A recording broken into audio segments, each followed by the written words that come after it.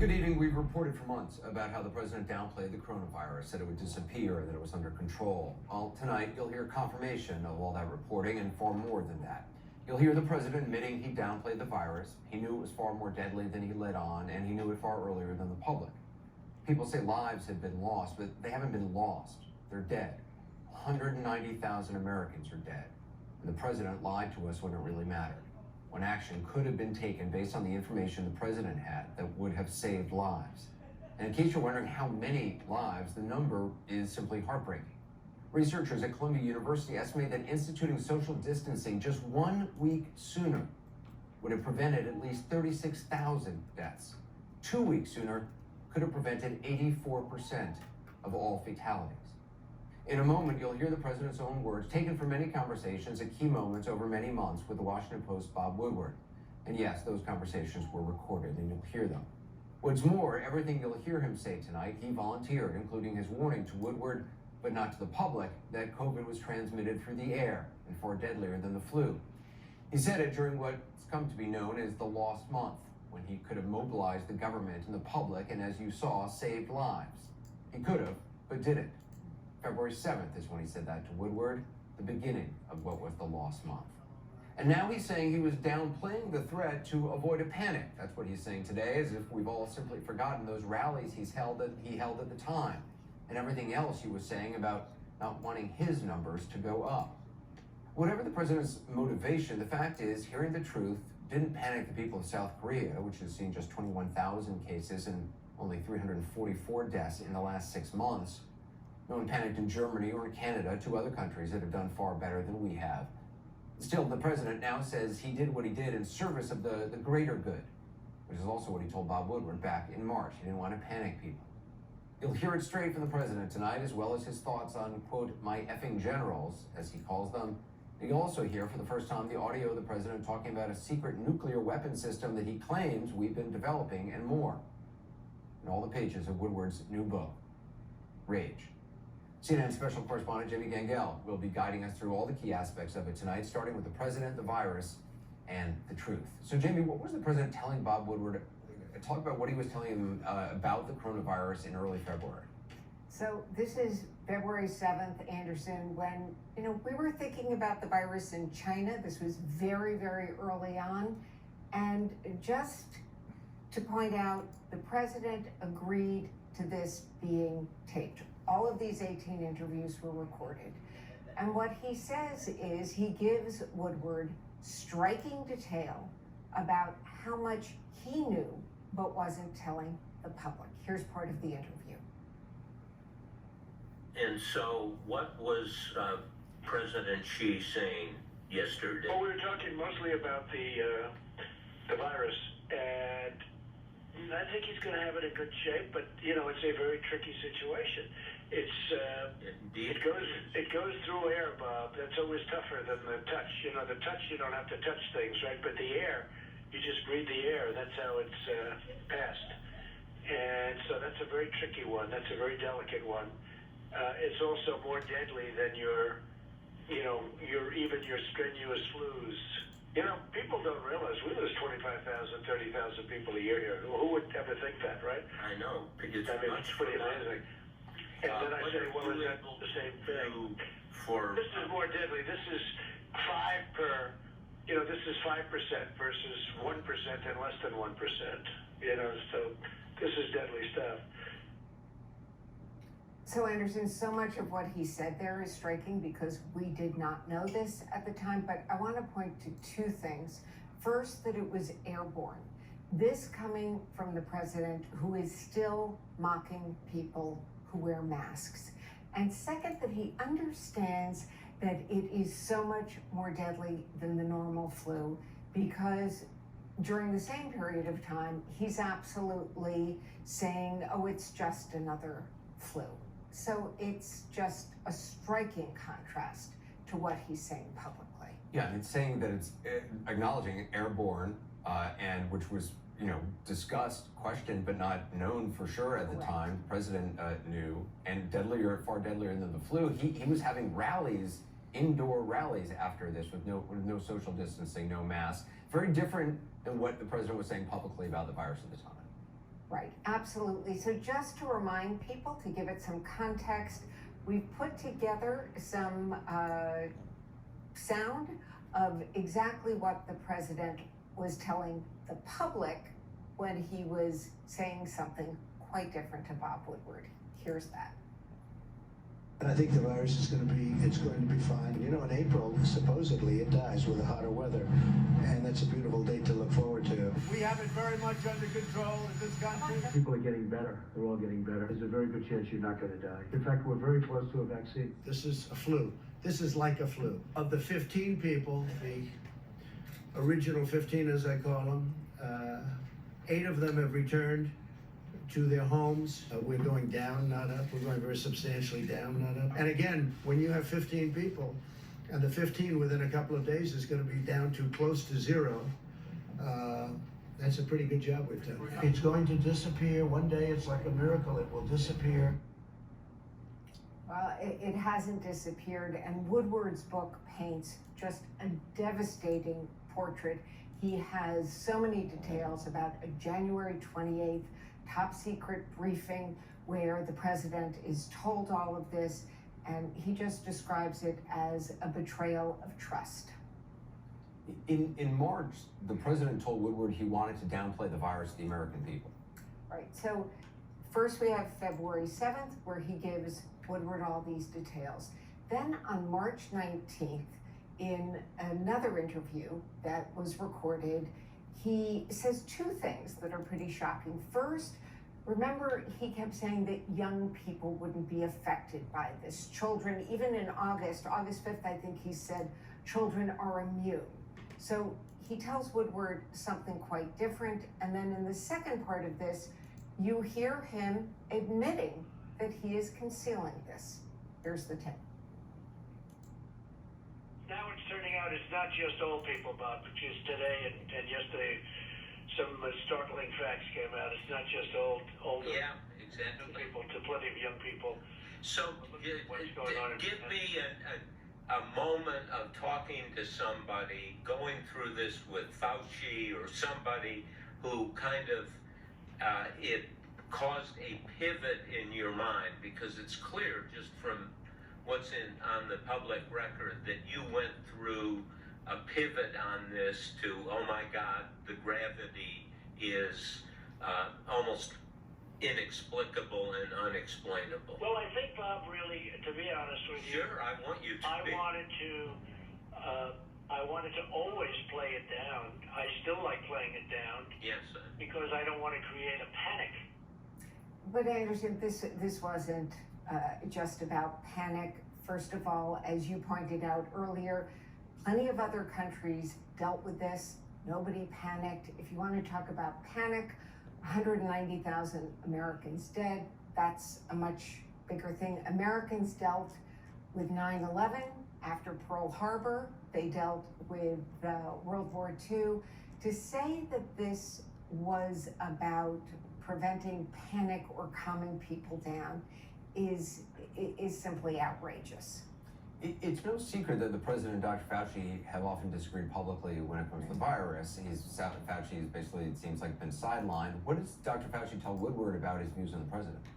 So throughout the book, he is quoted. There's a lot of detail and direct quotes. And he says, what Woodward reports, Fauci says about Trump, that his leadership is rudderless, that his attention span is like a minus number, and that his sole purpose is to get reelected. I should say that Dr. Fauci did an interview today in which he said he didn't recall this. I just want to remind people again, with their permission, Bob Woodward is known to record all of these interviews. These were very specific quotes in the book. Jamie, stay with us. I want to bring in our chief medical correspondent, Dr. Sanjay Gupta, also Dr. Craig Spencer, who served on the front lines during the very worst of the outbreak here. He's director of global health and emergency medicine at New York's Columbia University Medical Center, as well as an Ebola survivor. Sanjay, President Trump's decision to downplay the virus for whatever reason, whether it was to avoid causing panic, as he is claiming, or if it was to avoid hurting his re-election chances, or it's that he was panicking and didn't really know what to do, it cost lives. I mean, as we referenced earlier, and I saw you talking about this earlier today, you know, if he had been honest with the American people, or if he had even just implemented mitigation efforts or encouraged governors to implement mitigation efforts early on, lives could have been saved. Yeah, I mean, there's no question. I mean, that's the striking. There's a lot of striking things about what Jamie has just reported, but the idea that, you know, as you referenced, there's countries around the world that didn't have anything we didn't have. They didn't have a vaccine or some sort of magic therapeutic, and they measured their death counts in the teens or hundreds, not the hundreds of thousands. You showed this graph. Let's just show it again. I mean, because this was a model that came out of Dr. Spencer's home institution at Columbia, where they looked at sort of if you had just done some of these mitigation techniques a week earlier, just a week earlier, and this is in May when this modeling was done. Remember, the mitigation efforts went into place mid-March. If it had been a first week of March, 36,000 lives at that point could have been saved. Just gives you an idea of how much of an impact earlier sort of measures could have had. 2 weeks earlier, 84% of the deaths, according to this model, could have been prevented. You know, I mean, it is really remarkable to me to hear those tapes now and hear that he knew this. You know, when you're looking at these viruses, there's two things you want to know. Are they very contagious? Are they very lethal? A lot of people in the very beginning weren't sure. He, on February 7th, definitively knew it and even gave a number to Bob Woodward. It's 5 times more lethal than the flu. And Dr. Spencer, it's not just that the President of the United States was downplaying the virus. It's that we know also, we have seen it with our own eyes, he has pressured the FDA, the CDC, other institutions to go along with downplaying the virus, downgrading the guidelines. CDC downgrading the guidelines on how schools should reopen, not putting out guidelines or having guidelines held back, having to change guidelines because the president was threatening them. The FDA, the head of the FDA having to apologize for misleading information that he gave, at the behest of the president about plasma therapy. I mean, you were on the front lines in New York battling the virus at its peak when as many as 800 people were dying a day in New York. You were out there trying to save lives. What do you make of what you've heard from the president now?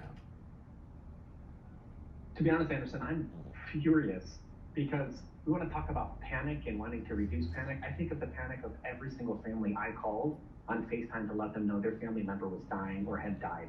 And I think about that multiplied by 190,000 times already around this country.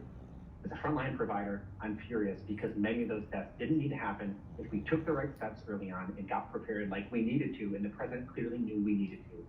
As a public health professional, I'm furious because this is just another instance from the outset where the president has undermined public health professionals, has contradicted our messaging. And the result was that since the beginning, people didn't know where to go to get trusted truth on coronavirus, how to protect themselves, how to protect their family.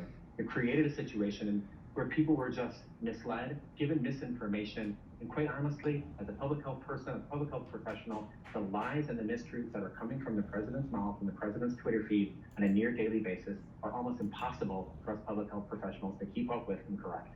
Yeah, I mean, I think that's such an important point you make. The panic in a person's voice when they know that their husband or their child or their grandparent or their best friend has been indescribable, is dead. That is panic that doesn't go away. That's not just, I mean, it's not as if, I mean, that's just Sanjay. It's not just the families too, it's the providers, it's everybody. It's not just individuals that are grieving, it's a whole country that is grieving. We have, we have 25% of the world's cases and deaths. We're supposed to be the best and most prepared country in the world, and we have failed on this from day one because of the president's apparent misdirection in trying to prevent panic. We have created more panic than was necessary if we just took this serious from day one. Sanjay, I want to play an exchange that you had with President Trump back in February about the virus. In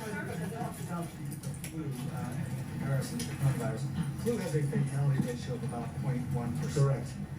This has a fatality ratio somewhere between 2 and 3%. Given Well, that, in fact, we don't know based on exactly. the numbers so far, And the flu is higher than that. The flu is much higher than that. there's more people who get the flu, but this is spreading, or it's going to spread maybe within communities. That's It its may. expectation.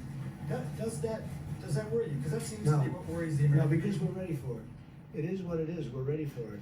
We're really prepared. It is what it is. By the way, it is what it is. You only say it is what it is when something is, there's nothing you can do about it. It is what it is. The President of the United States could have done something about it. He just chose not to. He chose to downplay it. So for him to repeatedly say it is what it is particularly galling when he is the friggin' President of the United States. I'm wondering, when you look at that exchange, Sanjay, now, what do you think? I mean, it has nagged at me since that day, Anderson, February 26th, when I kept thinking to myself, does he not know? Because he just said to me that the flu is much worse. That was on February 26th.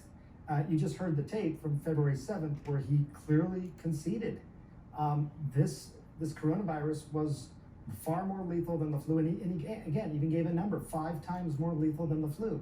I mean, that really, it went from this idea that, look, maybe was he not being briefed, he just didn't care, so he wasn't even listening to what people were telling him. That's not the case. He knew.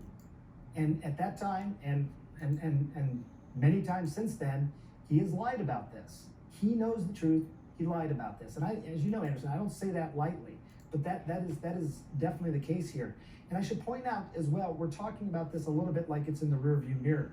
I mean, we're still in the middle of this, right? We're sort of analyzing this. It's not over by any means. These bad decisions, these bad policies are still ongoing. And people that are alive today that don't really think that this is a big deal are not going to be alive by the end of the year because of this. So this absolutely needs to be fixed. Jamie, after that interview with Woodward, in which the president acknowledged that coronavirus is airborne, way worse than the flu, he held 6 more rallies with tens of thousands of people indoors, thousands of people indoors, tens of thousands, with no masks or social distancing. And I mean, just look at his campaign event yesterday. He continues to mock mask wearing and put people's lives at risk. He's made mask wearing a political statement, which is the worst thing you can possibly do in the midst of a pandemic. It's inexplicable. One of the things that Woodward asked Trump in the book is, what do you think the most important job of being president is? And Trump says, at first he's not sure what to answer. And then when he finally does, he said, well, it's to keep America safe and prosperous. He clearly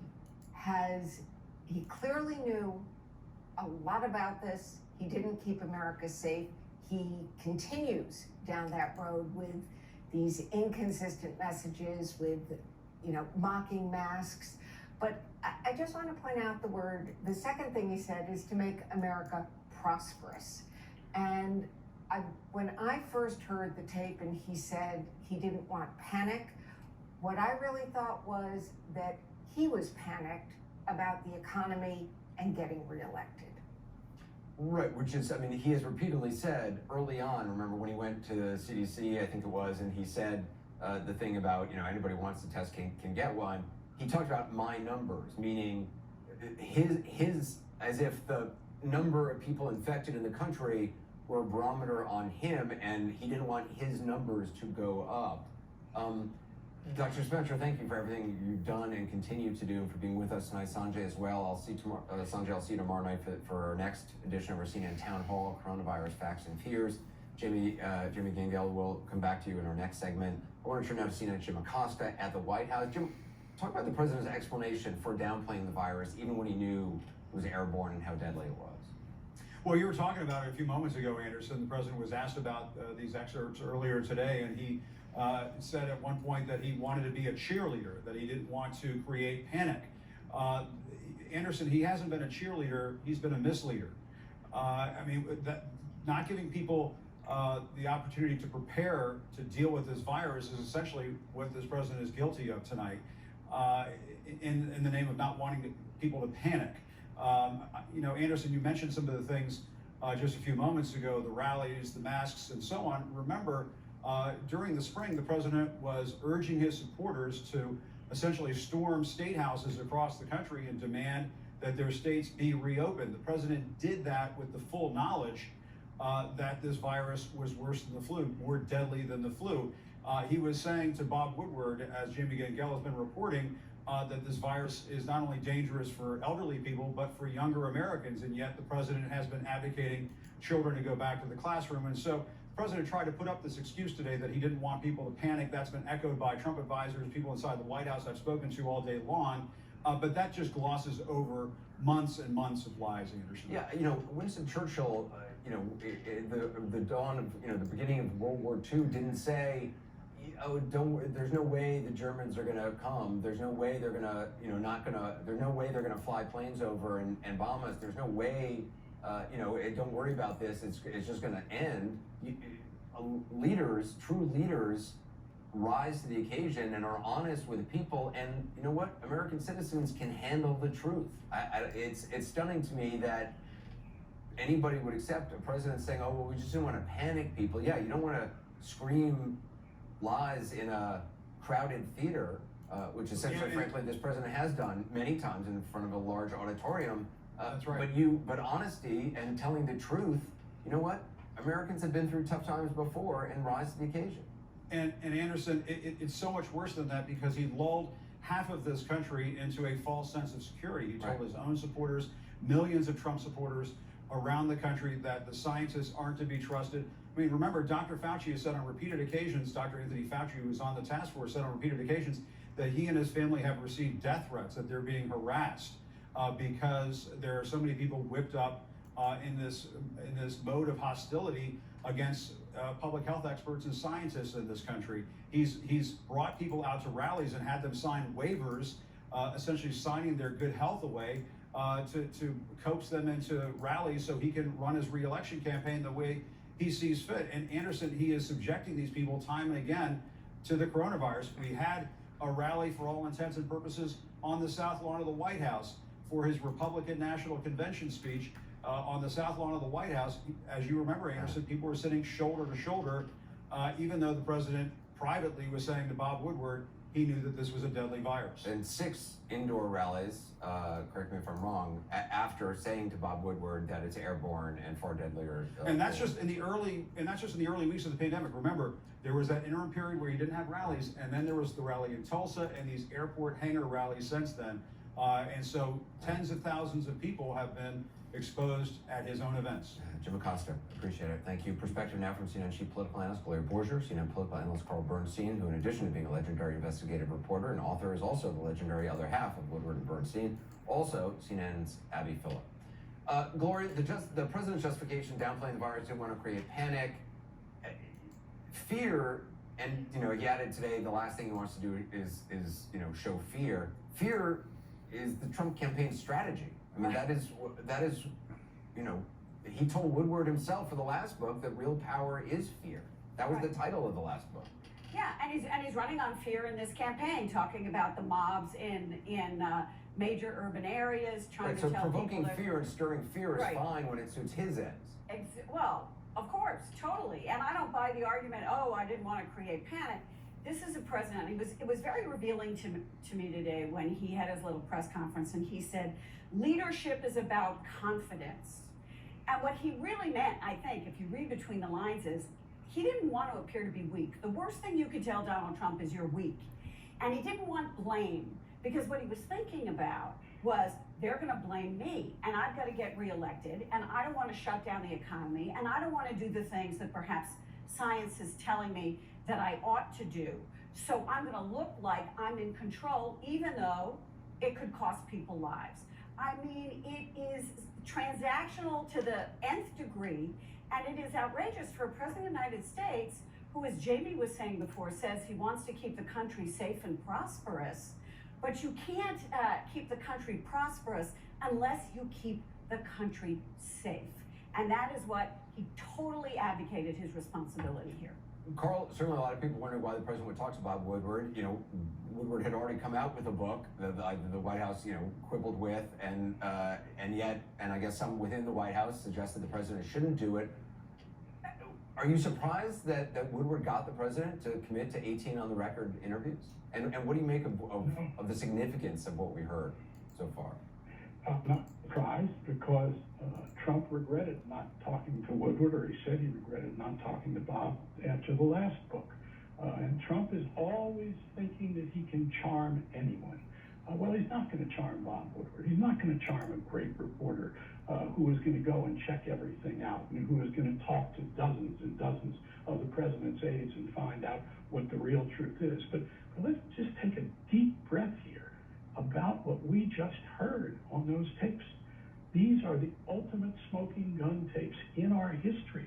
We have listened to the President of the United States commit probably the greatest felony by any president in our history. He sits there in real time talking and covering up his absolute dereliction in which he ignores the national security of the United States, ignores the health and safety of the people of this country, in which he knowingly covers up what can cause tens of thousands of deaths.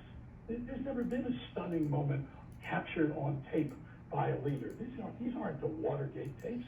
This is something we've never had in our history. We've never had a president with this kind of attitude about the health and safety of the American people, willing for his own re-election efforts to just throw away lives. This is the ultimate felony by a president of the United States. Abby, I mean, it's an interesting, what Carl said is interesting. If you think about if this had been a foreign invasion coming, if, as the president had said it was, if this had been a hurricane coming, and the president had said, at the time to Bob Woodward, well, I don't want to panic anybody about this hurricane, so I'm just going to say it's a Category 1 or a tropical storm and not really, has the potential to really grow. No, we don't do that. People are informed about what the potential is, and people, again, rise to the occasion. Do you think it makes any difference? I mean, so many times the president has faced controversy without real political consequences. Do you think it's going to be any different this time? Well, Anderson, as you're saying that, the sad part about what you just said is that we've actually had an example of the president trying to, literally Sharpie his way into a different version of a hurricane map. And this is a real thing that has actually happened, where the president creates his own reality, the one that he thinks fits his re-election prospects or his political prospects best. And this is just another version of that, involving the coronavirus, the consequences of which 190,000 people have lost their lives.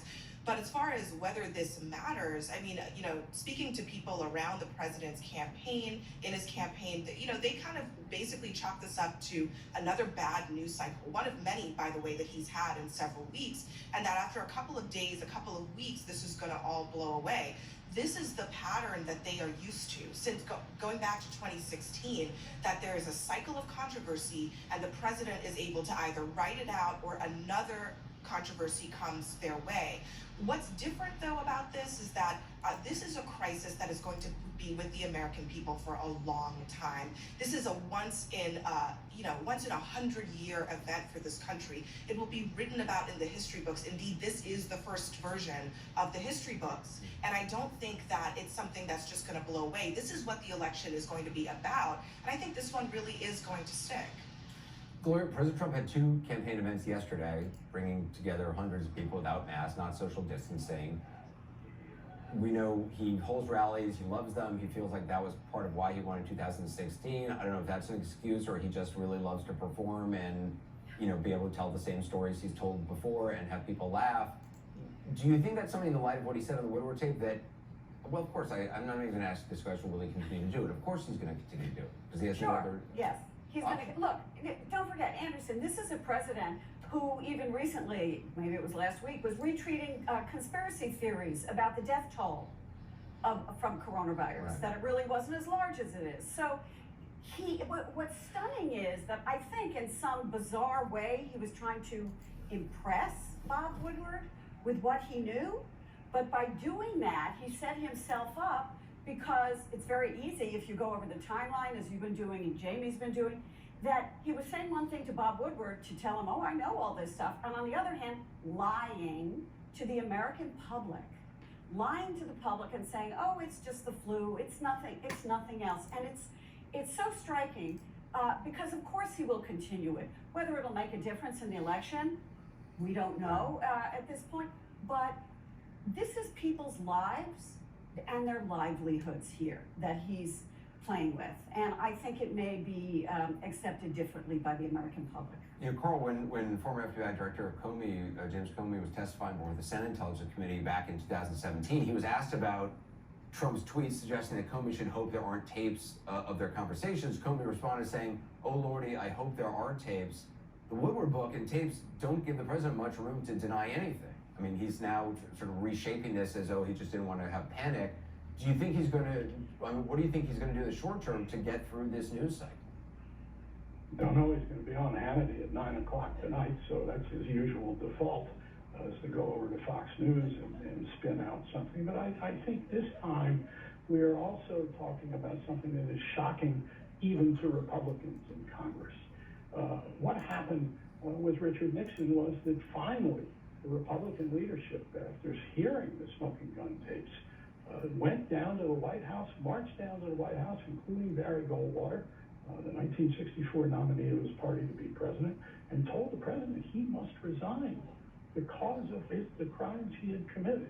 I'm not going to suggest the Republicans are about to do that. Yeah, I don't see Lindsey Graham doing that. No, but they have to confront this because this is something unique that no president has allowed the loss of life for his own narrow purposes as what we have here. And the other element of this that we always have to consider, what would a competent, real leader have done, honest leader in this instance? A few days, he gets this information, the State of the Union address is a few days off. What would a Roosevelt have done? He would have gone before the Congress and said, we have a national emergency. We must come together as a people, fight this national emergency, take the steps for health and welfare.